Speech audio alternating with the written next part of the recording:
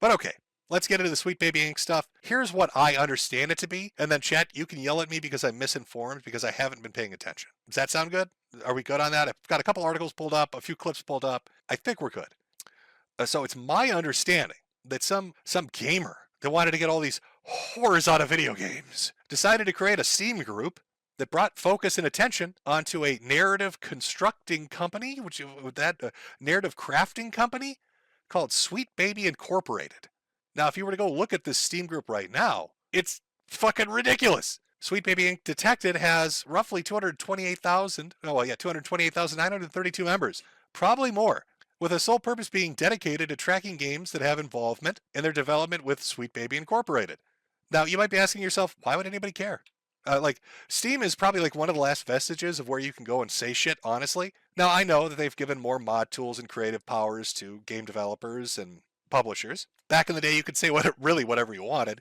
Now they've kind of curtailed it a bit, and you can find yourself temporarily banned from saying things on certain game forums, or creating threads, or leaving comments, or even fucking reviews. But still, for the most part, Steam is pretty fucking based when it comes to letting you say what you want to do, creating your own little groups, or even doing this curator thing where you can create your own following, where people can come by and see what the fuck's going on. So somebody out there creates Sweet Baby Inc. Detected, and it talks about this company. And it talks about this company that works with video game developers. So what do? What is their mission in the video game sphere? Well, they talk about is it DEI or DIE? Whatever the fuck it is. Diversity, equity, and inclusion. So these are fun buzzwords. I'm sure you've heard them before. There is a massive push by larger companies than Sweet Baby that, well, they essentially pay you to do it. Talk about companies like BlackRock and others, Larry Fink and all these people. That you need a certain amount of people of a certain variation working for you, or in your products, or in your advertising, or in your marketing. And if you do that, you get rewarded. And Sweet Baby is kind of like a small version of that. They're a video game centered version of that larger ESG shit. So they come into a company and they say, hey, your video game doesn't have enough black lesbians in wheelchairs. Hey, your game doesn't have enough transsexuals. Hey, your video game doesn't have enough gay men in it.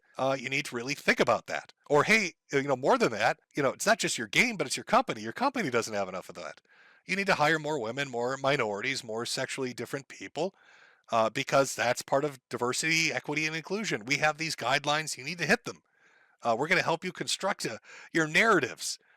It's all out of double talk, really, in regards to what they're doing, but it's forcing diversity for diversity's sake on companies and on their creations. That's my understanding of what they do. That's my understanding of the whole purpose of what they do. And they probably make a fucking lot of money doing it. Because what's better than getting a rubber stamped approval and showing everybody how compliant you are with this shit when you're developing some kind of a product? I don't think anybody's blind to the fact that over the last 5 years, every video game company that exists, whether they're the big console manufacturers like Sony and Microsoft and Nintendo, or they're a third-party giant like a Capcom, or formerly a Bethesda, or even some of the small and middling people, have been really jumping in on the whole idea of corporate diversity, equity, and inclusion. Every time there's a special day on the calendar, they're out there with a rainbow flag. They're setting up funding for development in relation to projects about minorities. I believe after the BLM stuff and the Floyd riots in the 2020, Sony in particular, I think, did like a giant, God, am I remembering this right? They did like a giant fund where they gave like $25 million to develop black video games, or some stupid thing like that. And it was really that vague too. It was just like, here's $25 million for black people.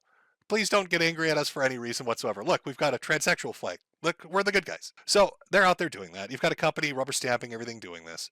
And they're looking at their involvement and what games they've been involved in. And shocker, a lot of the games that this company has had their hands on, or the companies they've worked with, all the products turned out to be shit.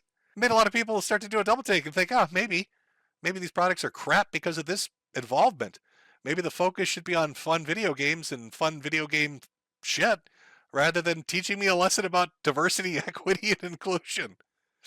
So anyway, to sum up this story, they make this curator page, the Steam group, and this sets off a firestorm. The company gets upset. I don't have the screen cap. I'm sure you've all seen it. You don't need me to pull this up to really prove it. You can go look it up yourself if you need to. But I believe it was one of their employees got very fucking angry and wanted this Steam curator page, the Steam group, taken down, and then wanted the person's Steam account erased as well. They didn't want just the curator page, the Sweet Baby Inc. Detected page taken down. They wanted them to lose access to their Steam account. They wanted them punished by losing access to all their video games for daring to say, huh, this is pretty stupid. And it's not even like what they said. I mean, fuck, wasn't that South Park episode, make everything black and lame, or gay and lame, or whatever it was? You know, where they go to like an alternate dimension where everybody's like a black woman or a Latina. That South Park episode came out like a month ago. So, you know, like, this is basically the real world version of this shit. But yeah, no, they need to be punished. They need to be taught a lesson. Oh boy, we're gonna come after them. And so it starts a firestorm. We're gonna look through some of the articles and I'll talk a little bit about it. But of course, everybody's popping up. All the old characters from the last time around from Gamergate are popping up. You've got Anita out there having fake weddings. I don't even know what the fuck. Like, what the hell? I'm gonna say this as an aside. I'm gonna pretend I don't know who Anita Sarkeesian is at all. Right? I don't know who you are at all. I've never heard of you before. And I'm just gonna take what I'm reading on its own. I did not get married, but I did have a wedding-themed birthday in Stockholm this summer. It was goofy, silly, and fun. We had a bachelor party, rehearsal dinner, ceremony, and reception all in one. People dressed up in the best costumes, from bride's divorce lawyer, drunk uncle, and a ring bearer. Massive thanks to everyone who helped me pull it off, which was a lot of people, and everyone who traveled from different continents and countries to come party with me. Wow. That might be some of the most cat lady shit I've ever fucking seen in my life. Like, Anita, pump the brakes. What the fuck are you doing? I'm so lonely. Oh God, all I have are the cats and the wine. For my birthday, we're gonna pretend it's a wedding, and you're gonna treat me like a fucking bride, and I'm gonna wear this dress, and oh God, Jesus, it's very fucking sad. Anita, Jesus Christ, this makes me pity you. You've made me pity you. I am pitying. This is so sad. I hope it's like an edit. I hope somebody out there is being funny and clever, and this is like a fucking edit, because that's the saddest shit I've ever read. Of course, you got Sargon out there. Here he's making the rounds. He's popping on a couple of podcasts talking about GG a little bit, or maybe. You hear what I don't know, chat. What do you think? Can we make this happen? Is it time to mend fences a little bit, chat? Is it time to make this happen? Are we going to go for it? Anita, I don't think you've even read Locke. Now put the ring on, you silly bitch. I mean, come on. That's a power couple. Come on. It's time. It's time to make it happen. Having little babies at Applebee's.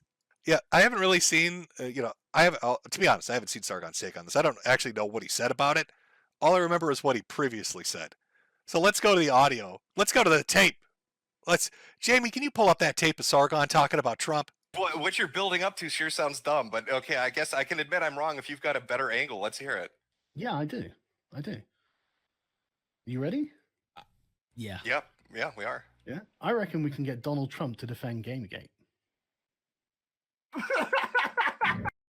Yeah, so that was the last time. That's a brilliant idea. What if we got Donald Trump to talk about Gamergate? Brilliant. Fantastic. It was amazing. Clearly the way to win over everyone. It might happen.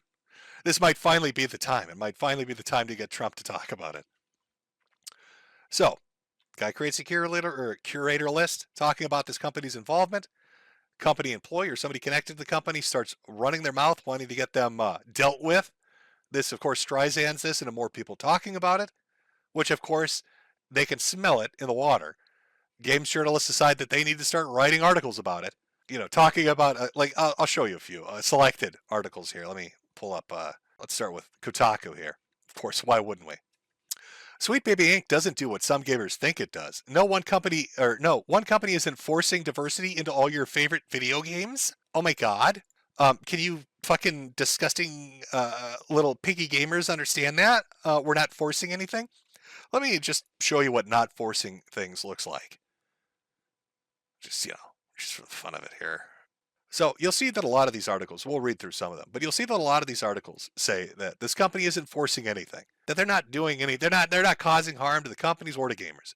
First off, bullshit. The very first thing they did was try to fuck with this guy's Steam account and make him lose his video games. I mean, all the shit, if he lost his account, he can't play the shit he bought. Let's be honest with that. And then when they say we're not forcing companies to do anything, well, GamesNosh posted a clip. The co-founder of Sweet Baby Inc., Kim Belair, proudly explains the methods she uses to force game studios to censor and work in a way that's conducive to what they want to happen. So let's take a look at that. Remember, Kotaku out there saying they don't do this. Let's hear from the horse's mouth itself. If you're a creative working in AAA, which I did for many, many years, put this stuff up to your higher-ups. And if they don't see the value in what you're asking for when you ask for consultants, when you ask for research, go have a coffee with your marketing team and just terrify them with the possibility of what's going to happen if they don't give you what you want. So I want you to go out there and terrify people and make them understand that if they don't obey us, there are going to be consequences. That sounds kind of like you're forcing shit to me. I don't know. I think maybe that Kotaku article might be wrong. You know, in the very first byline that it's got up there, no one company isn't forcing diversity. When you literally have the person that runs the fucking company saying, oh no, we're forcing diversity. We're going to terrify you. And I love that this is like at a convention. They're at the Game Developer Conference, proudly boasting about this. This is back in 2019, by the way. Of course it's in San Francisco. Of course they're openly saying this. They don't give a shit.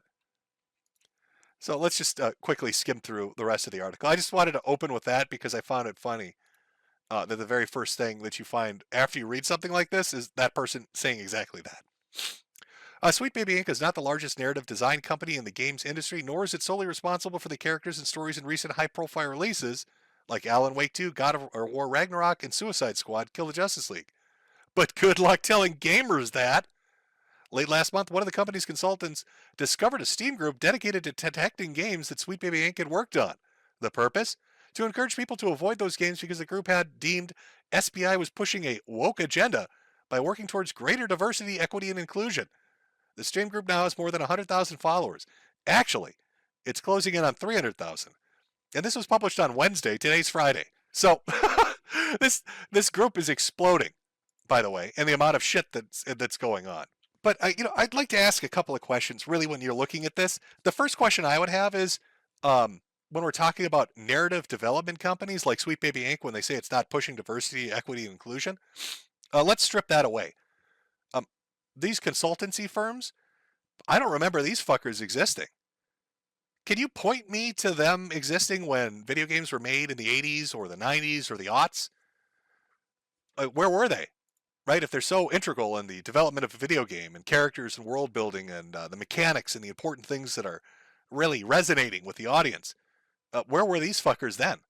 This seems like a recent invention. I don't know. It seems like a group of people that have come in to exploit what they see as a niche or a weakness and then use it to bully and harass or blackmail to make money. And then, of course, their good buddies in journalism will always cover their ass like they did last time. I don't know. Chat, can you point me to it? Because I don't fucking remember them existing at all before. It's almost like this is just some bullshit thing that got plucked out of thin air and made into a reality. I keep looking at chat. Nobody's pointing me to any of these companies that previously existed. Of course, then it goes in to talk about bad actors. It talks about how gamers are shit. We always love how gamers are shit here, folks. It talks about how they misunderstand. They don't understand. They're not forcing diversity. It's just happening naturally. Can you believe they printed this? I'll just show you so you know I'm not making it up. Sweet Baby Inc. isn't forcing diversity. It's happening naturally. Naturally. Put this stuff up to your higher-ups. Naturally. And if they don't see the value in what you're asking for when you ask for consultants, when you ask for research, go have a coffee with your marketing team and just terrify them with the possibility of what's going to happen if they don't give you what you want. Yes, that's so natural. It's so organic. My God, did you feel how organic that was, chat? Oh, that's organic. They're arguing they somehow force game studios to include diverse characters and storylines. The reality is vastly different. It's a narrative design company, meaning most of its work is focused on writing story and dialogues. Oh, so that's why all the stories and dialogues are shit. I need you to make this story and dialogue, but it can only be spoken by a black lesbian lady. But I'm not forcing you to put a black lesbian lady in it. I'm just saying that you need to put this dialogue in there that is spoken by a black lesbian lady. Oh, I see how it works. I see how it works. That's sneaky. Aren't you sneaky? Oh. Then I believe there was an article 2 put out by, was it PC Gamer? There was another just shit bomb of an article. Let me see if I can find this. Oh, here we go. Here we go. A company called Sweet Baby Inc. has become the target of anti-woke gamers because it offers consultancy work and industry standard service that's been normal for years. Oh, they're consultants, not tyrants. How many years have they been normal for, Harvey? Let me see. Kotaku report 70,000. Let's see. Other words. Sci-fi, climate change. This is all great. No, just tell me how long this has been the standard. Oh, work is a complete non-event. Okay, fantastic. Let's see. It starts with a dev team, an idea. This is all great in there. Yep, this is fantastic. Vague, but fantastic. Obvious. It's really weird. It's just standard, he told me, but where is it standard again, Harvey? Because I just point me to when this happened in the 80s and the 90s. I don't see. Picking a fight doesn't matter. Oh, no, look, I don't see it anywhere in your fucking article. All I want you to do, Harvey Randall, please do this. Just show me these companies existing anywhere in the year 1980s, 1990s, the double aughts, or fuck, even the 2010s. Just show it to me. Show me how normal and standard it is, right? Because it's normal, standard business practice. Clearly, it's there. It's so obvious. So obvious you can show me, right? So, of course, this has led to everybody, I'm hoping, making jokes saying this is Gamergate too. I don't know. I know we've got people like Asmongold, I think, is covering this quite a bit on his Twitch. I see a lot of different people, outlets like Games Nosh and others that are covering it a lot. A lot of people just pointing out these companies. I don't think there's anything wrong with pointing out these companies. It's my understanding that a lot of the things that Sweet Baby Inc. has been associated with have turned out to be really shitty products. So if that's the track record, yeah, as a consumer, I'd want to be informed. I'd want to know that their consultancy, quote unquote, leads to bad products. I mean, the reality with gaming is this. The age of milk and honey is over. Your microtransactions and your monetization schemes and your gotcha mentality, right? It's reaching its end course. You made a lot of money, a lot of ridiculous money, especially during the lockdowns because people needed a hobby. There were a lot of companies that did. I mean, look at Warhammer. Do you know how much their prices have increased on their fucking figurines?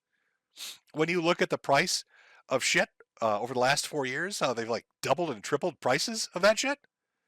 So you've got game companies, and now they want to make atrocious, shitty products, and they want to monetize them as much as they can, and they want to microtransact them as much as they can, thinking it's just going to be unending profits. But it's just not the case. A lot of games that have come out, especially over the last couple of years, have been shit. They've been fucking awful. They underdeliver. Everything is patched. There's always a day one patch and then a week one patch and then a month one patch because you're releasing products that are broken and people are sick of buying them. People are sick of getting nickeled and dimed. Yeah, there are one or two gotcha games out there. There are one or two multiplayer games that are out there with microtransactions that people will play. But that's it. They're not going to keep falling for the same thing again as you keep trying to include it and saying single player games are dead, traditional multiplayer games are dead. As you keep fucking thrusting on people really shitty games and then overlaying the slathering on top of diversity to try to make people feel shamed if they don't buy it. You've become Hollywood. You're bloated. You're spending hundreds of millions of dollars in half a decade to make a game that by the time it comes out, its mechanics and its functions and its gimmicks are old, passé, and shit, and nobody wants to touch them. And for every Harry Potter game that comes out, or Dark Souls or Elden Rings, there are 50 games that come out that are fucking awful. There's another Redfall that comes out. Why am I, as a console gamer, getting a game that can't hit 30 frames per second consistently, that isn't even 1440p, let alone 4 fucking K, on machines that were sold to me as being that? Why am I being sold games that are just getting released on PC and are better fucking running on a PC than on the dedicated console that they were built for? It's been 4 years of shit. So, after being robbed repeatedly and seeing the trends in gaming and seeing that people are just tired of it as you fire half your employees because they have positions that don't do anything for your game development, you're going to reach out to narrative companies and try to trick us into buying them?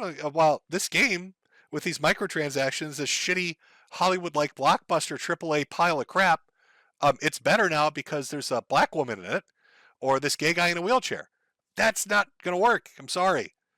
Suicide Squad is shit. Redfall was shit. These games shouldn't be getting released. They're awful games. and people are sick of losing their money. You know, this economy is crap, right? I know everybody talks about, I don't mean to get political, but I know everybody has a conversation about inflation and politics and where things are going. But I think most people would agree that shit's overpriced right now. It's hard to make rent. Groceries are expensive. Shit adds up quickly. People are tightening their belts. So when they look at their hobby, they want to get bang for their buck. They want to enjoy the product they buy as a consumer, and they want to know that they're getting value for money. So I see nothing wrong with a Steam group or a Steam curator putting a list out that says, hey, every game these people touch is shit. It's a waste of your money, and you're going to get fucked if you buy from them. I think of that as a good service to provide to your average person. Is it possible some of the games aren't going to be totally crap? Sure. But if the majority are shit, there's nothing wrong with what they're doing.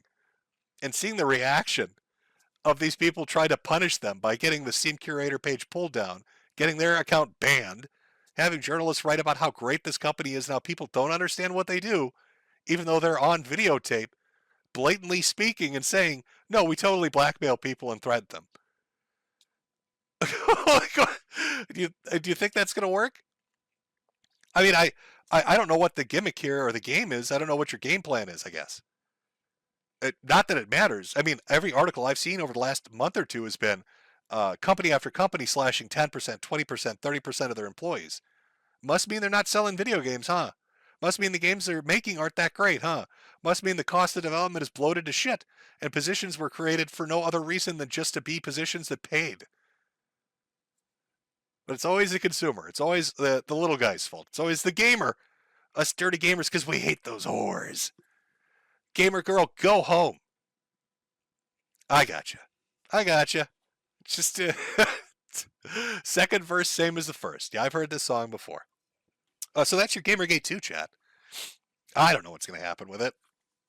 I hope that curator page, let me wish it a Nick Rekieta, but earnestly. I wish that Steam curator page 1 million subscribers. But I genuinely mean that. I'm being straight up with you about that. What was it? Yeah, 228,000. 250,000 people. That's a pretty good chunk. That's a nice sizable chunk of customers. 250,000 people. It's not bad. Trying to get the guy's fucking Steam account banned. What the fuck? I believe also, I think, if I remember this correctly, and I could be wrong, that the person that wrote the Kotaku article, it was the Kotaku one or one of the other ones, they were sharing it at the very least, talking about Sweet Baby Inc. And somebody said, oh, well, this DEI stuff is racist towards white people. And their response was, you can't be racist towards white people. That's impossible. And that really started the next level of shitstorm. I love how they say we're not woke and we're not forcing ourselves. But then they go around saying shit like that. Or they've got this other woman who's on camera talking about scaring people into doing what they want. It's just remarkable. And I understand, too, that the company, Sweet Baby Inc., one of the founders would happen to be like one of Zoe Quinn's 5 guys. Am I understanding that right? So there's like layer on layer, responsible for, or one of the people was like fucking with, I think it was the Fine Young Capitalists was the group of game developers that got fucked with for not towing the line back in the day. But this person fucked with them and now they're associated with this company. I bet you they make a lot of money. There's a lot of money to be made in this sort of shit. There's a lot of money to be made in this consultancy stuff. You give that rubber stamp that a company needs so it can just, tick off a box, they love it. Now, a corporation's a soulless monster. That's how they should be, to be honest. But they don't care about anything. They care about making money.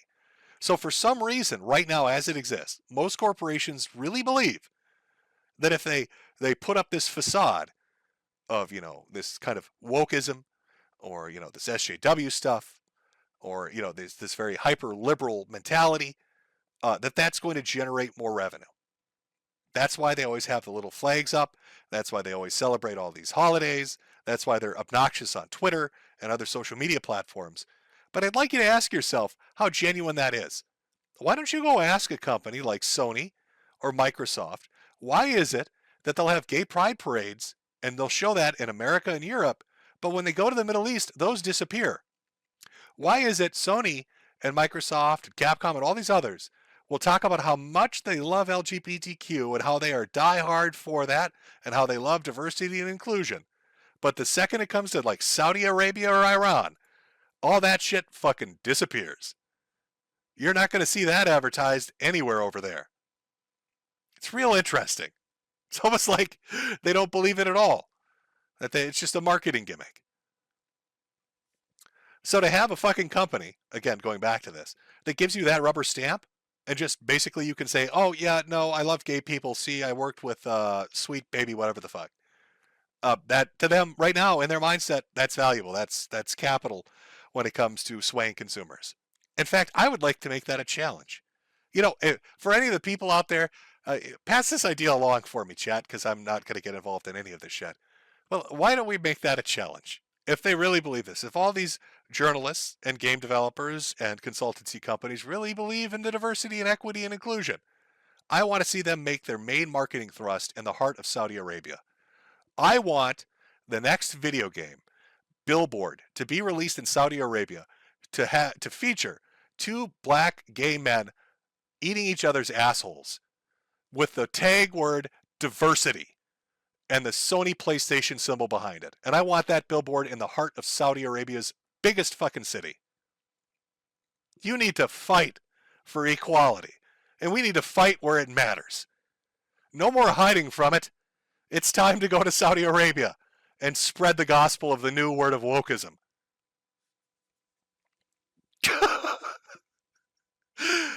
Yeah, and a gay flag too. I saw somebody chant gay. Just two black guys just going to town on each other like it's lunch. It's beautiful. There's nothing wrong with it. Live your best life. That's what the billboard should say. Live your best life, Sony PlayStation. Black guys eating each other's assholes. Welcome to Saudi Arabia. And maybe you have Kratos in the background, giving a thumbs up. Right? And Lara Croft giving a peace sign. But she doesn't have big tits because big tits are sexist and that's terrible. So she's flat-chested. Maybe Vosh will like her. He'll think it's a goblin girl. So we've got a flat-chested Lara Croft giving a peace symbol. And you got Kratos giving a thumbs up. And two black guys just eating shit out of each other's asses. Living their best life, Sony PlayStation. Welcome to Saudi Arabia. Should be right at the fucking airport. First thing you see when you come to Saudi Arabia. These billboards should line the road to Ramadan. Okay? The whole Middle East. When you go on your religious Islamic pilgrimage, you should see nothing but video game ads about gay sex. Prove to me that you really are committed to it. And I want Sweet Baby Inc. on the ground in those places, convincing people. Sweet Baby Inc. should be sent to every mosque in the Middle East to explain to them why homosexual sex is the best thing ever, and why they need to play video games to understand that. So respectful, and so respectful of the culture.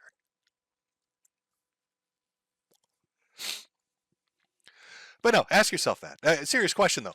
Why is it these companies, when it comes to anywhere that's like America or South America or Europe, will do this, but when it comes to the Middle East and some regions of Asia, they fucking refuse to do it?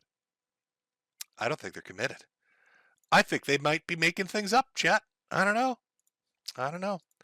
But I'm an old sick man. I can't fight this fight. I'll have to leave it up to you young kids to save video games. You need to save video games, folks. Otherwise, where is it? There we go. Otherwise, we're all going to just end up crazy having cat lady weddings to ourselves. That's what happens. You don't save video games this time. It's not the end of journalism. We're all going to be posting about our imaginary weddings because we're all just eggless. We're dead eggers.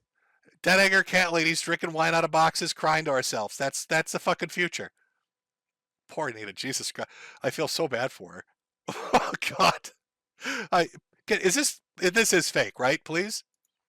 Somebody please tell me this is fake. I really actually feel terrible for her. It's so bad. Woo. Oh my God.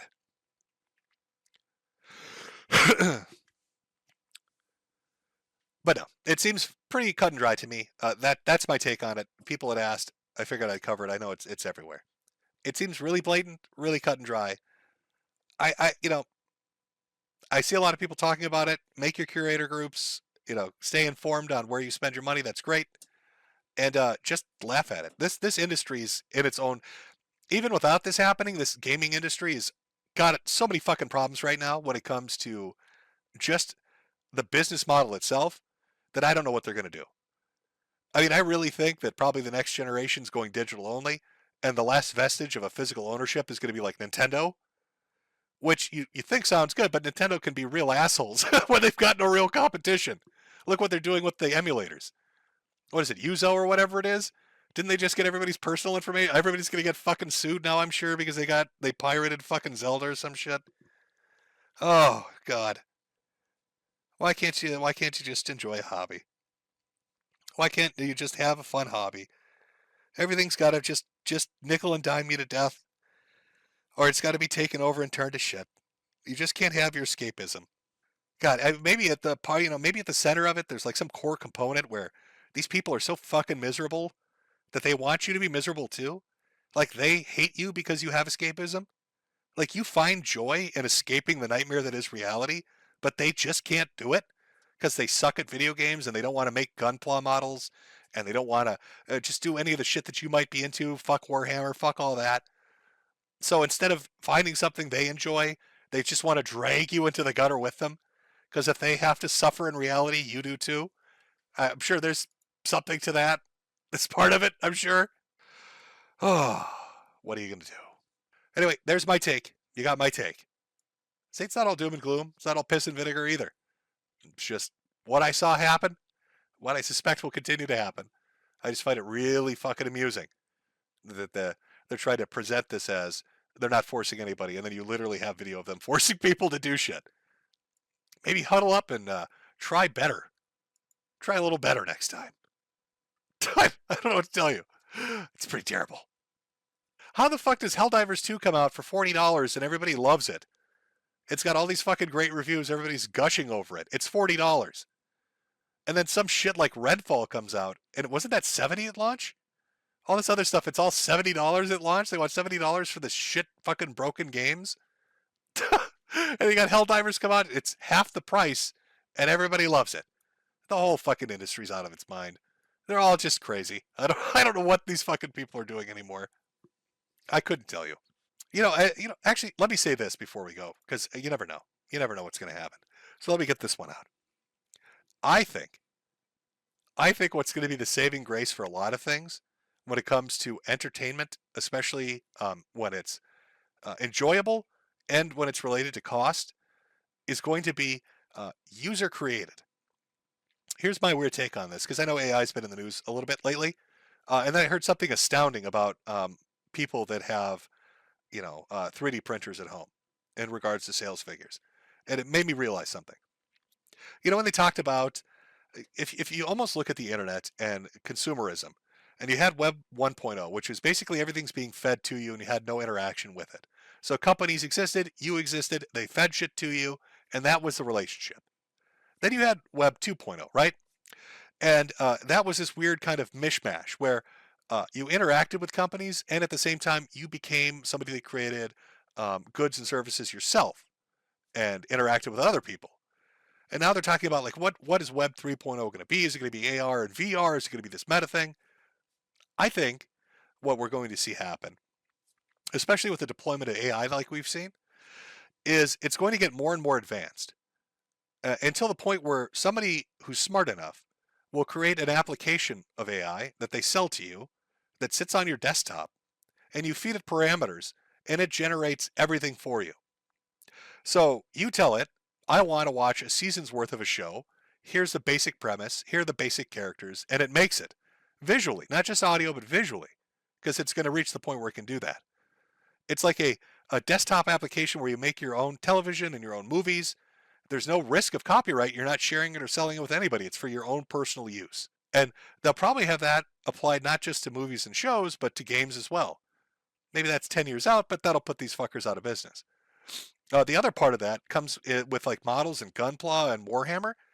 I heard somebody talking about like the sales figures for 3D printers in 2020 was like 21 million in the US alone. And like 2021 was even more.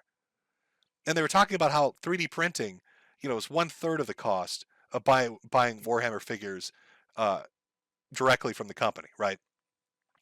So I don't know. I get this feeling almost like you're going to see entertainment, whether it be a collectible or figurine or digital in the form of a movie or a TV show or a video game. I think the onus is going to be put on you. You're going to buy a pretty affordable product, and Either directly make it yourself or AI will guide it and make it. Maybe that's the solution. Maybe there won't be any more Sonys or Microsofts when I can click on a little application, a little icon on my desktop and have that fucker make it. Who knows? Who knows?